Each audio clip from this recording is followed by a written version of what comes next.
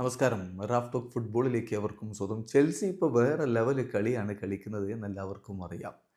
നോക്കുക, Europa conference ലീഗിൻ്റെ 6ാം round മത്സരത്തിൽ അവർ 5 ഗോളുകളാണ് ഷർമോക്ക് റോവേഴ്സിൻ്റെ വലയിലേക്ക് അടിച്ചു കയറ്റിയിരിക്കുന്നത്. ഇതോടുകൂടി ഇപ്പം 6 കളികളിൽ നിന്ന് 6 വിജയിച്ചിട്ടുണ്ട് അവർ കോൺഫറൻസ് ലീഗിൽ. എന്ന് മാത്രമല്ല 26 ഗോളുകൾ. 6 കളികളിൽ നിന്ന് 26 ഗോളുകളാണ് അവർ നേടിയിരിക്കുന്നത്. ശരാശരി ഒരു കളിയിൽ 4 മേലെ ഗോളടിച്ചു എന്നർത്ഥം.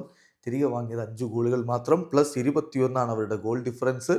18 പോയിന്റുമായിട്ട് ചെൽസിയാണ് കോൺഫറൻസ് ലീഗിൽ ഒന്നാമത്. ഈ മത്സരത്തിൽ 18-കാരൻ മാർഗിയയുടെ ഹാട്രിക് ഉണ്ടായിരുന്നു. ഫസ്റ്റ് ഹാഫ് ഹാട്രിക് ഉണ്ടായിരുന്നു എന്ന കാര്യം കൂടി ശ്രദ്ധിക്കുക.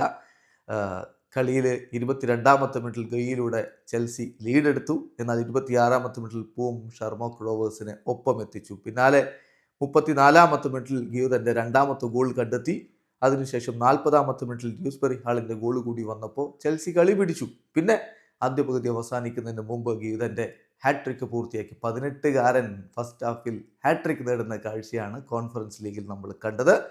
പിന്നാലെ 2ാം പകുതിയിൽ കുക്കറയുടെ ഗോൾ കൂടി വന്നപ്പോൾ 5-1 തകർപ്പൻ ജയമാണ് ചെൽസി നേടിയിരിക്കുന്നത്. എന്തായാലും ചെൽസി പൊളിച്ചെടുക്കുന്നത് തുടരുന്നു എന്ന് തന്നെ പറയേണ്ടി വരും. പ്രീമിയർ ലീഗിൽ അവരിപ്പോൾ 16 കളികളിൽ നിന്ന് 34 പോയിന്റുമായിട്ട് 2ാം സ്ഥാനത്തുണ്ടല്ലോ. വീഡിയോ അവസാനിക്കുന്ന ഫുട്ബോൾ ലോകത്തെ കൂടുതൽ വിശേഷങ്ങളുമായി റാഫ് ടോക്സ് കൊണ്ടുവെത്താം.